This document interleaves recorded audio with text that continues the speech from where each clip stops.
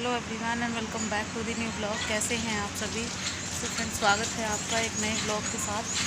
तो जी आंधी आ गई बहुत ज़्यादा। मौसम देखो वहाँ कैसा हो रहा है, आंधी तूफान बारिश, मतलब तीनों चीज़ें एक साथ आने में है।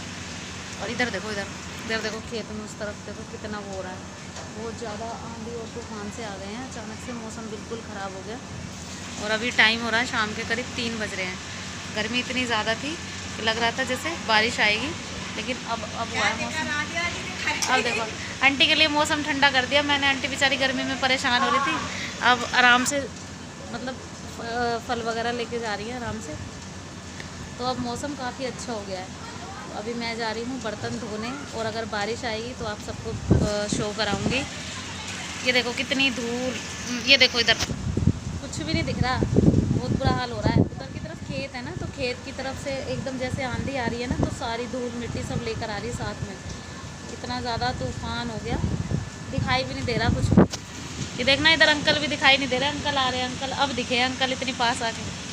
अंकल ने लाई है ये आंधी, गर्मी हो रही थी ना ज़्यादा इसलिए। तो चलो मौसम शायद ठंडा हो जाए इसी वजह से, ये आंधी तूफान है। धूल हो रही है बहुत, एकदम बहुत ज़्यादा। और अगर खेत में जाएंगे ना तो गुम ही हो जाएंगे, दिखेगा ही नहीं। धैर्य सोया हुआ है, वो देखो अंदर सो रहा है खाट पे। बस मैं जा रही हूँ बर्तन धोने।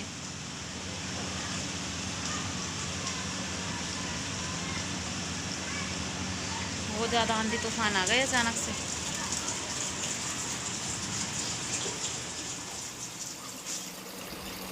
बस अभी मैं धो रही हूँ यहाँ पर बर्तन। तो बर्तन वही थे जो चाय नाश्ता के बर्तन थे, तो शाम के वक्त के बस थे वही थे। और दोपहर में जो खाना वगैरह खाया था वो तो मैंने हैंड टू हैंड ही साफ़ करके रख दिए थे। अभी जो है ना चाय वगैरह के बर्तन थे। तो जब से यहाँ आई हूँ ना तब से यही होता है कि हाँ, खाना दोपहर में जैसे घर होते थे हमारा रोटेशन थोड़ा अलग था। जैसे ये ड्यूटी चले जाते थे तो अपना लंच वगैरह लेके चले जाते थे। तो अभी जो है ना यहाँ पे खाना बन रहा है दोपहर में, जैसे मिस्त्री वगैरह लगे हुए हैं, उनकी चाय वगैरह भी बनती है। तो उस हिसाब से काम भी थोड़ा एक्स्ट्रा बढ़ जाता है। और ऐसा हमेशा ही होता है, जैसे जब भी हमारे घर में कुछ काम हो रहा होता है तो काम तो एक्स्ट्रा बढ़ते ही बढ़ते हैं। तो जी बस यहाँ पे आज मिस्त्रियों ने ना काम थोड़ा बंद किया हुआ है। तो उस वो इसीलिए किया हुआ है कि दीवारें जो है ना हो गई हैं, तो छत वगैरह की तैयारी होगी, तो तब तक जो है ना दीवारें सूख जाएंगी। तो इसी वजह से ना अभी मिस्त्री ने काम आज बंद किया हुआ है। आज वो आए भी नहीं हैं, तो उनको कुछ काम था शायद इस वजह से भी, और दीवारें वगैरह सूख जाएँ इसलिए।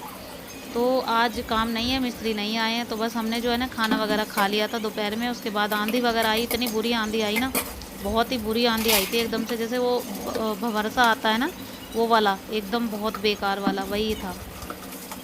तो अभी 1-2 दिन के लिए काम थोड़ा बंद रहेगा। तो बस मैं ये सोच रही हूँ कि थोड़ी सी सिलाई है मेरे पास, वो मैं कर लूँ। तो सिलाई मेरे पास है थोड़ी बहुत, उसे करूँगी। तो यहाँ पे अब आ गए हैं हम यहाँ पे मकान में। तो ये जो उसकी वेंटिलेटर वाली जो खिड़की है ना, ये बनवाई थी हमने एक। तो गेट के ऊपर वाला जो जाली होती है, इसको लटक भी बोलते हैं, ये बनवाया हमने। तो ये भैया आ गए थे लगाने। और जो गाटर वगैरह जो टीआरएन वगैरह हम लोग लेकर आए ना, उनका पेंट वगैरह भी कर दिया था इन्होंने। तो एक तो ये गेट के ऊपर की जो मेन गेट की ऊपर वाली ये जाली थी, और दूसरी ये जो अंदर वाला गेट था ना, इसके ऊपर की ये जाली थी। तो ये दोनों हमने बनवाई हैं। तो पहले नहीं थी ये, और रेंटर रहते थे ना तब भी नहीं थी।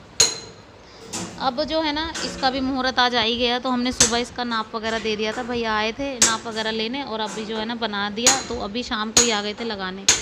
तो बस ये इसको लगा रहे थे। तब तक जो है ना ये लग के भी रेडी हो जाए, तब तक उसके बाद आंधी वगैरह भी शांत हो गई थी। तो ये था कि हाँ अब काम हो ही जाएगा। तो बस थोड़ी सी तराई वगैरह भी हमने कर दी थी। तो तराई वगैरह होती रहेगी जितनी, उतनी जल्दी जो है ना दीवारें सेट होंगी। अब यहाँ देखिए जो मेन गेट की जाली है ना, वो अच्छी लग रही थी। मतलब लगने के बाद ना थोड़ा सा कवर अप हो गया था गेट। वरना ये था कि गेट अगर चाहें भी ना, तो हम ये सोच रहे थे कि अगर इसको ना लगाएं तो रहने दे, लेकिन फिर ये था कबूतर वगैरह की दिक्कत होती है। इतने दिख जाने काले हो गए ना। और दो कितना बन गया जी। अभी ये वक्त हो गया है शाम का। तो शाम को जो है ना मैं बना रही हूँ खाना। अब खाने में बन रहे थे राजमा, बॉईल हो रहे थे, और राजमा बॉईल होने के लिए मम्मी ने रख दिए थे। जब तक मैं वहाँ से आई ना तब तक मैं नहा धो ली थी।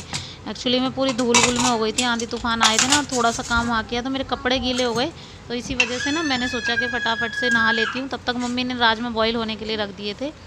और आप सबकी दुआओं से बता दूं कि अब मम्मी की तबीयत बिल्कुल ठीक है, मतलब दूसरी बार ग्लूकोज कल चढ़ी है तो बिल्कुल आराम हो गया है। तो यहाँ पे राजमा बॉईल हो गए हैं और जो लहसुन प्याज का पेस्ट था ना वो मैंने रेडी कर लिया था। जब तक राजमा बॉईल हो रहे थे तब तक जो है ना वो पेस्ट भी रेडी हो ही गया था।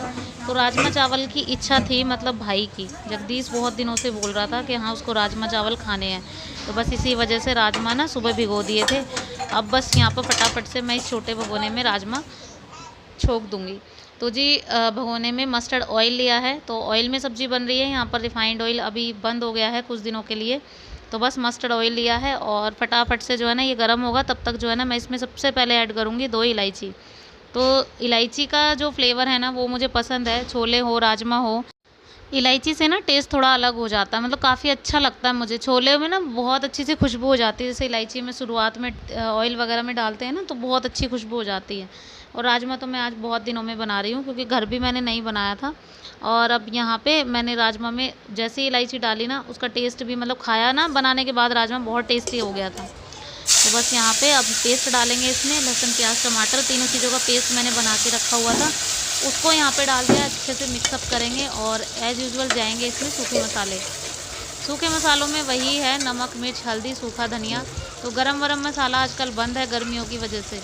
एक्चुअली में मम्मी की तबीयत भी इतनी ख़राब है और ऊपर से गर्मी बहुत ज़्यादा हो रही है ना हाई टेम्परेचर पे, तो इसी वजह से गरम मसाला ना थोड़ा सा स्किप कर दिया है कुछ दिनों के लिए।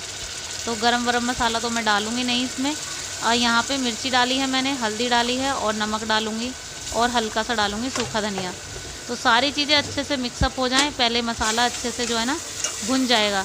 अच्छा राजमा मैंने जैसे ही चेक किया ना उसमें मुझे हल्की सी कसर लगी, तो जब तक मैं मसाला भूनूंगी तब तक इसमें 2 सीटियाँ और आ जाएंगी, तो इसलिए मैंने ना दूसरे बर्नर पे उसको रख दिया था उबलने के लिए। तो हुआ भी ऐसे ही, जब तक मेरा मसाला भुना ना तब तक ये अच्छे से जो है ना गल गया था।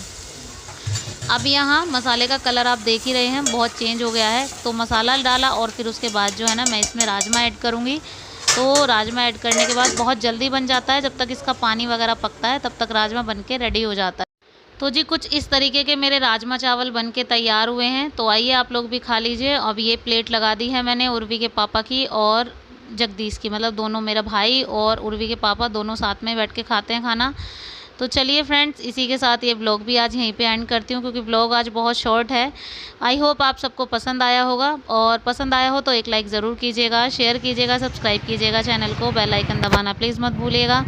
मिलती हूँ नेक्स्ट व्लॉग में, till then bye bye and take care. और यहाँ पे खाना खाने के बाद हम लोग निकल गए थे थोड़ी देर के लिए बाहर, तो हमें जाना था घूमने के लिए, तो मतलब जो कुछ सामान भी लाना था और मैं ये बोले कि तुम भी चलो साथ में, तो बस इसीलिए मैं भी निकल गई थी।